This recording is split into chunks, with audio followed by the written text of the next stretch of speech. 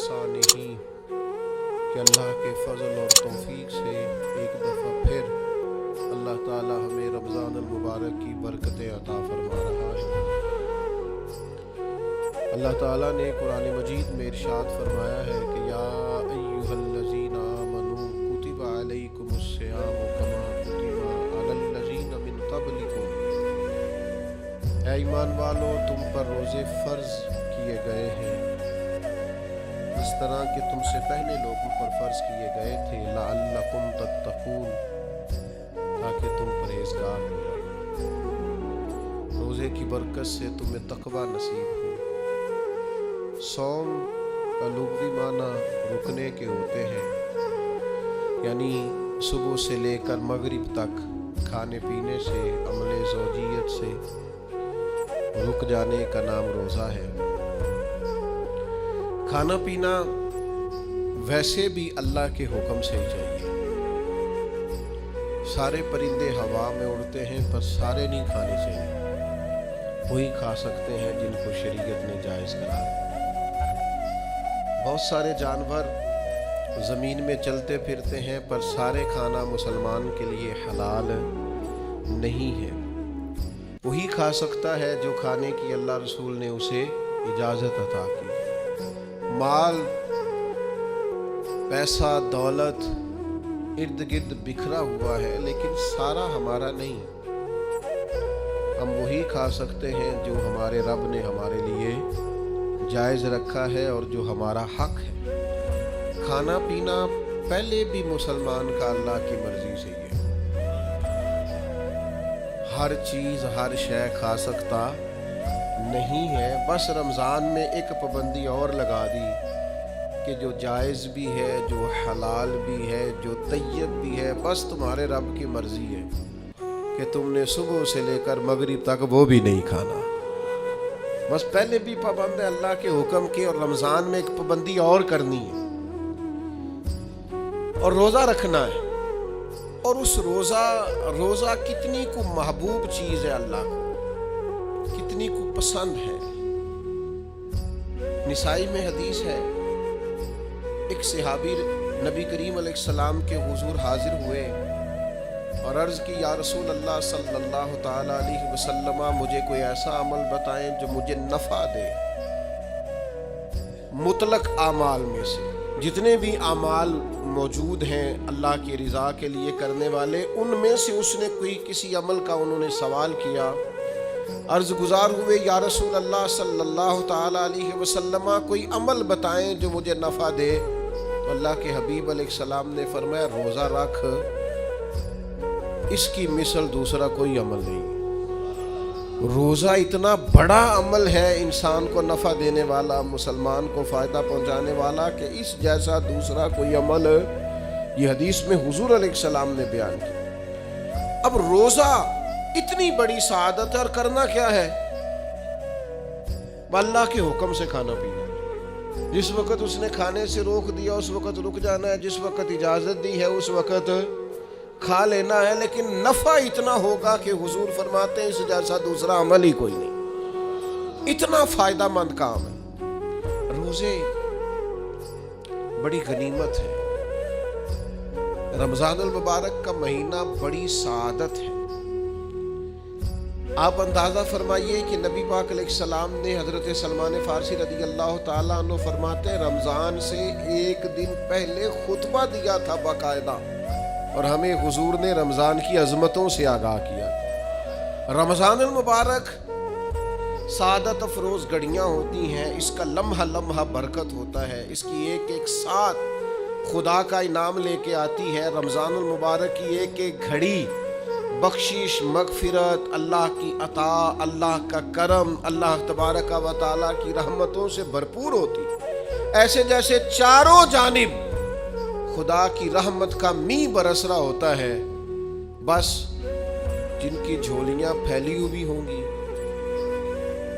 और जिनके दामन खुले हुए होंगे वो अपने दामन रहमत इलाही से भरपूर कर लेंगे।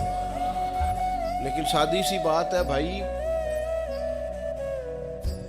जो आदमी सोया रहे, गाफिल रहे, उठ के अपने कमरे का दरवाज़ा ही ना खोले तो सूरज जितना मर्जी चमक रहा हो उसे कोई फ़ायदा हासिल होता नहीं, उसे कोई रोशनी नसीब होती नहीं, क्योंकि वो तो उठा ही नहीं, जागा ही नहीं, बेदार ही नहीं हुआ। सुबह की आबो हवा बड़ी ठंडी होती है, बड़ी सेहत अफजा होती, लेकिन अगर कोई लोग गाफिल ही रहे उसमें और सुबह उठे ही ना, सैर करे ही ना, फजर को निकले ही ना, उसकी गफलत उस पर तारी रहे, तो जितना मर्जी सुबह का सवेरा हो, जितनी मर्जी राहतें और रहमतें हो, उसे उससे नफा हासिल होता वो तो उसी को होगा जो उठेगा, आंख खोलेगा। तो अच्छी तरह समझ लीजिएगा, रमजानुल मुबारक की सादतें इतनी बड़ी हैं, बरकतें इतनी ज्यादा हैं कि हुजूर अलैहिस्सलातु सलाम ने फरमाया नफल का सवाब फर्ज के बराबर, फर्ज का सवाब 70 गुना बढ़ा के दिया जाएगा। लेकिन अगर कोई गाफिल का गाफिल ही रहा, उस बेचारे का मोबाइल रमजान में भी बंद नहीं हुआ, ला यानी बेमकसद बेमाना चीजें, लगवियात और अबस चीजों में उसने रमजान भी गुजार दिया, तो सादतें तो बरस रही थी, सूरज तो नूर का चमक रहा था, रोशनी तो फैल गई, सादत अफरोज घड़ियां तो आ चुकी थी, पर इसने अपनी आंख को ही नहीं खोला, गाफिल का गाफिल रहा। तो इसे कुछ मुयस्सर आ सकता, कुछ गफलत दूर करनी पड़ेगी। अब देखिए, हमारे यहाँ महफिल होती है, लोग गलियां सजानी शुरू करते हैं 1 या 2 दिन पहले। किसी घर में शादी होती है तो लोग घर का आंगन, सेहन, छत और सामने वाली दीवार सजाना शुरू करते हैं 2-3 दिन पहले, इससे ज्यादा नहीं। बड़ी खास भी को महफिल हो तो 1-8 दिन पहले लाइटिंग लोग करते हैं कि पता चले यहाँ जिक्र रिसालत मुआब सल्लल्लाहु ताला अलैहि वसल्लम किया जाएगा और यहाँ हुजूर के तज़कार किए जाएंगे। 2-4 दिन पहले अगर कहीं लाइटिंग हो जाए तो लोग कहते हैं यार कोई कमाल ही बात है कि इतने दिन पहले यहाँ इतनी रोशनियाँ नज़र आ रही हैं, कोई इनफरादी काम है, उस पर नज़र जाती है। आप ज़रा रमज़ान की शान तो देखें। हुजूर फरमाते सारा साल जन्नत सजाई जाती है, किस लिए? हुजूर फरमाते रमजानुल मुबारक के लिए सारा साल जन्नत सजा दी जाती है, उसको तैयार किया जाता है रमजान की सादत अफरोज घड़ियों के लिए, उन मुकद्दस अय्याम के लिए जो लेकर रमजान साया फिगन होता है, उसके लिए पूरा साल जन्नत को सजाया जाता है, तज़ीनो आराइश की जाती है। और रमज़ान आता है तो करीम के करीमाना फैसले होने शुरू हो जाते हैं। करीमाना फैसले, एक करीमाना फैसला होता है कि दोज़ख के दरवाजे बंद कर दो और जन्नत के सारे ही दरवाजे खोल दो। इसको रास्ता किया गया है। फिर आपको पता है एक अनोखी बात भी आपसे करनी है, कानून नाफिज करने वाले इदारों को ना मुजरिमों का पता होता है, उनको पता होता है किस किस जगह कुछ फसादी लोग हैं। वो देखते हैं ना मुल्क में कोई खास मेहमान आ रहा है जो मुल्क के लिए फ़ायदा मंद है और वतन के लोग और वतन को उससे फ़ायदा होगा, इस्तिफादा करेंगे लोग उसके आने से, तो क्या करते हैं उन फसादियों को पहले बंद कर देते हैं। कहते हैं ऐसा ना हो कि ये आके कोई खराबी करे, वो मना कर देते हैं। तो याद रख ले, समझ ले, हुजूर फरमाते शैतान को भी कैद कर दिया जाता है। रमजान आने वाला है तो अल्लाह शैतान को कैद कर देता है, जकड़ देता है। फरमाया रमजान आ रहा है और मेरे बंदों ने अपनी बख्शिश करानी है, उन्होंने मेरी इबादत करनी है, उन्होंने रोजे रखने हैं, उन्होंने आकर के अल्लाह के हुजूर माफिया मांगनी है।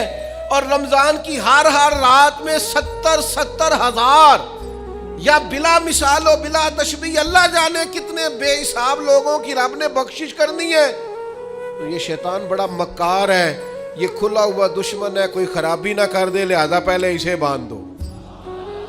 खराबी ना करे किसी किस्म की, उसे बांध दिया जाता है।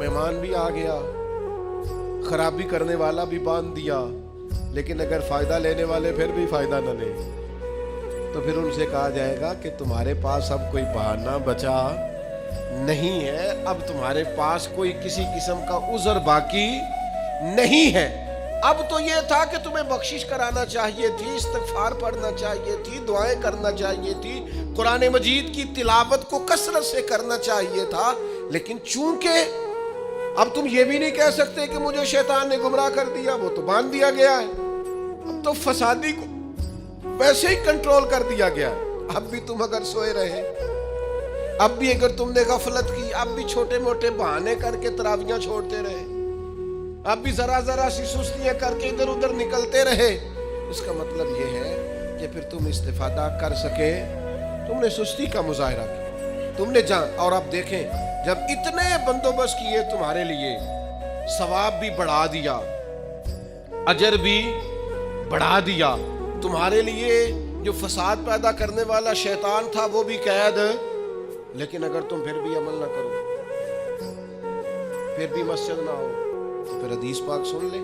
اس طرز کی شاید یہ منفرد حدیث ہے کتب احادیث میں، اور تقریباً تمام کتب احادیث میں موجود ہے۔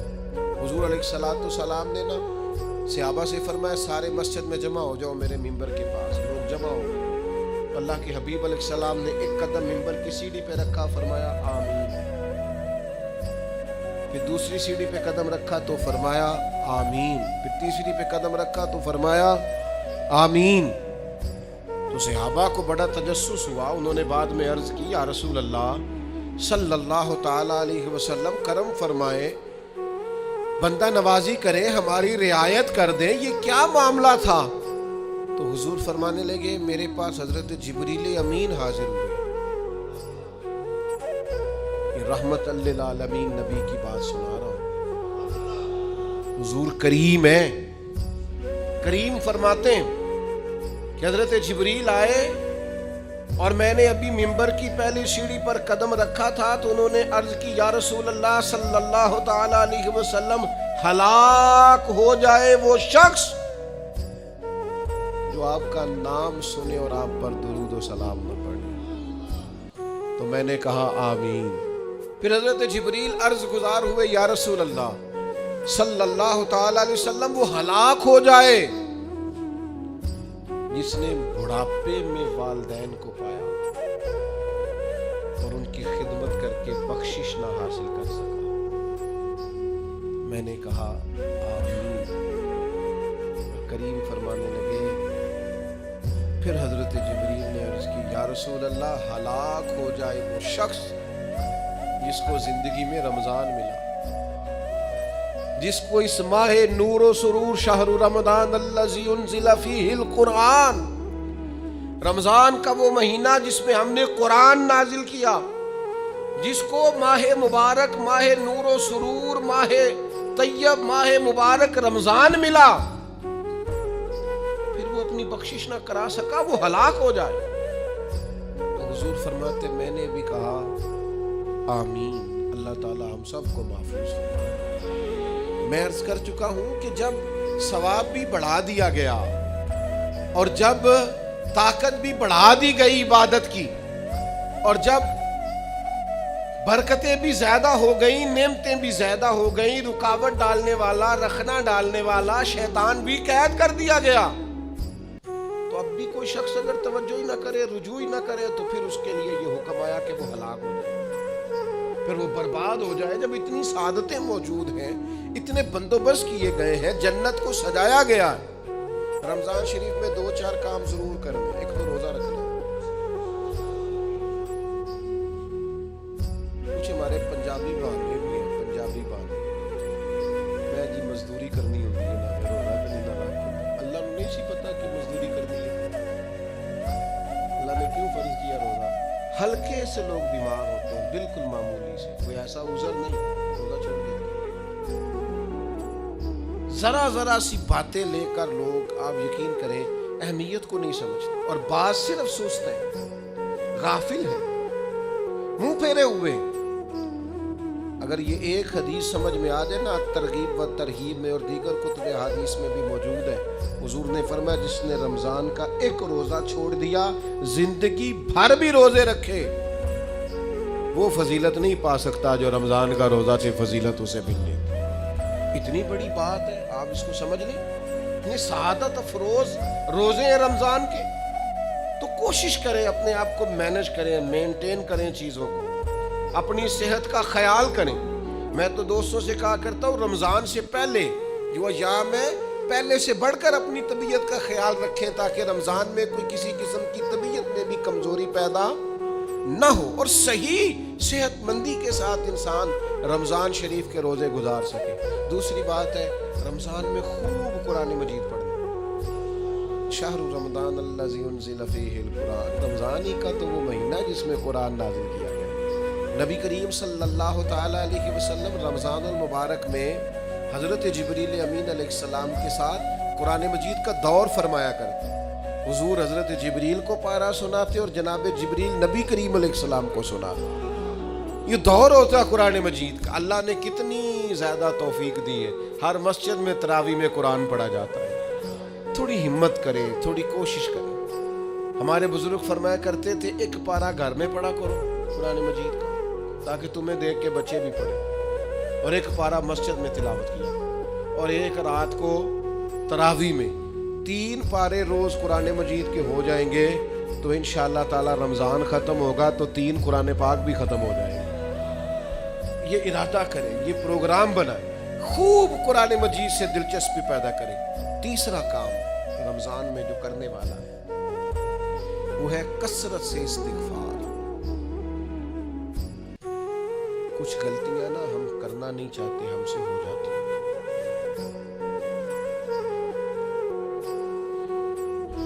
کچھ غلطیاں ایسی ہیں جو ہم بڑی کر چکے ہیں لیکن ہمیں یاد نہیں, بھول گئے.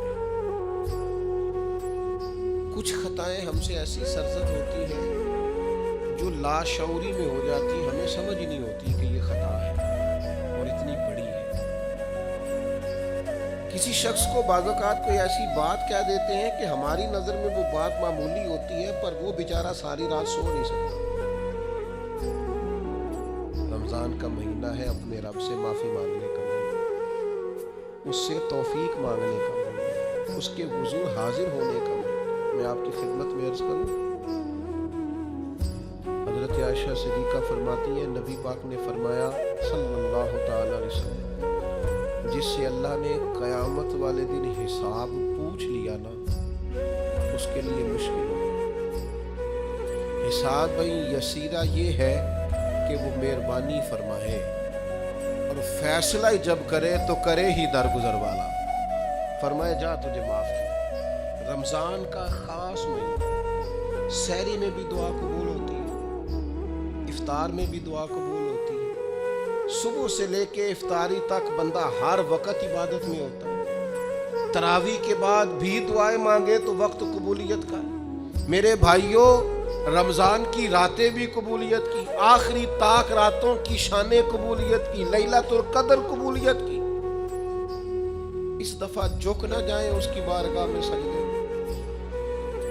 رو رو کے معافی مانگ نہ لیں اس سے. ہم برے نہیں ہیں, چاہتے نہیں ہیں, پر ہمارے وجود سے کچھ غلطیاں ہو جاتی ہیں, ہمارے سینوں میں کچھ پچھتاوے ہیں, کچھ من میں باتیں. اس دفعہ اس کے حضور عرض نہ کریں کہ کچھ کمیاں رہ گئی ہیں, دل نہیں کرتا تھا ایسا ہو پر انجان تھے, نہ چاہتے ہوئے بھی کمزوریاں ہو گئی.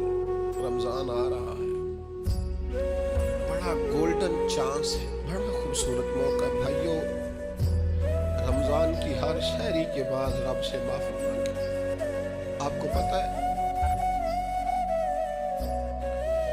اتنی بڑی امت مسلمہ لیکن ہر گلی میں کمزور ہے, ہر جگہ رسوائیاں ہمارے ساتھ چمٹی ہوئی ہے.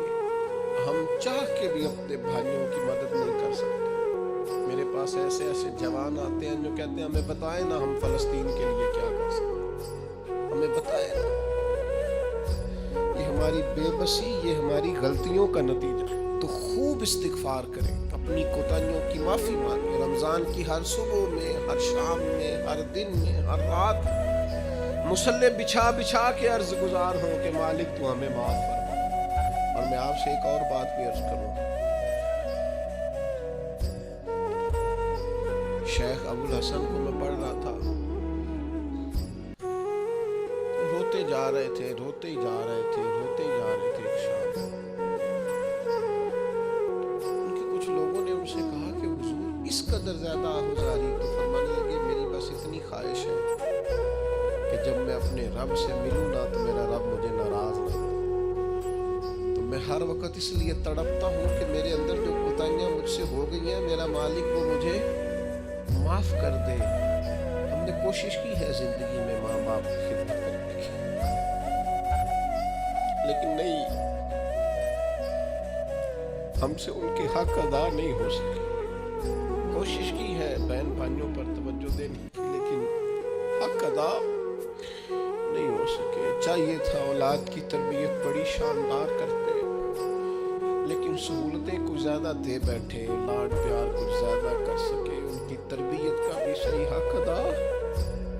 अल्लाह ने इज्जत ज्यादा दी थी, जवाब में हमारी खिदमतें थोड़ी। हम अपने रब की बारगाह की हाजिरियों के भी हक अदा नहीं कर सके। उसने हमें नवाजा ज्यादा है, हमारा शुक्र कम है। हम उसका हक अदा करने का काम ये है मेरे भाइयों के रमजान में खूब इस्तिग़फ़ार करें। हमसे जो कमियां रह गई हैं इस पूरे माह मुबारक में अपने मालिक से अर्ज करें कि मालिक इस माह मुबारक में जिन्हें तू माफ़ करने वाला है उनमें हमारे भी नाम शामिल फरमा, हमारे भी नाम शामिल फरमा। और भी अर्ज करनी है, उनके लिए भी दुआएं करनी है रमजान में जो हमसे बिछड़ गए, जो मट्टी तले जाके आराम फरमा हो गए।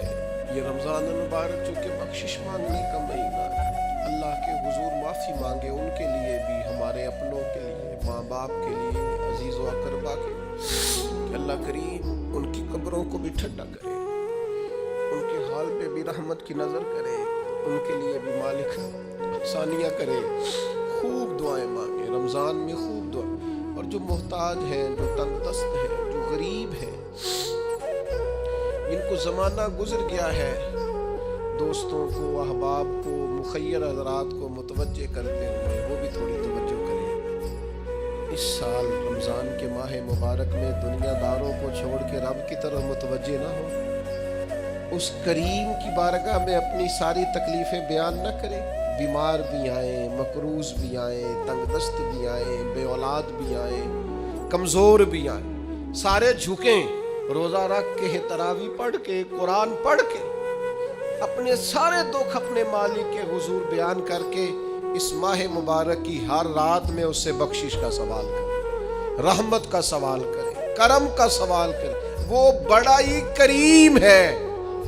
हुजूर फरमाते हैं, रब कहता है मुझे हया आती है मेरा बंदा हाथ उठाए और मैं उसके हाथ खाली वापस कर दूं, बस आने की देर है। और एक मकाम पे अल्लाह के हबीब अलैहिस्सलाम ने फरमाया, बंदा जब एतराफ़े गुनाह करके माफ़ी मांगता है अल्लाह फौरन ही उसे माफ़ फरमा दिया कर। चौथा काम जो इस माह मुबारक में बहुत ज़्यादा करना है वो ये है कि हुजूर ने फरमाया ये सब्र का महीना, सब्र बहुत करना है। एक तो सब्र होता है ना मुसीबत पे सब्र, एक ख्वाहिशात पर भी सब्र होता है कि ख्वाहिशें पैदा हो रही हैं पर सब्र करना है अल्लाह की रज़ा, ये भी सब्र है। नेकी पर इस्तकामत के लिए भी सब्र की ज़रूरत होती है, गुनाह छोड़ने के लिए भी सब्र की ज़रूरत होती है।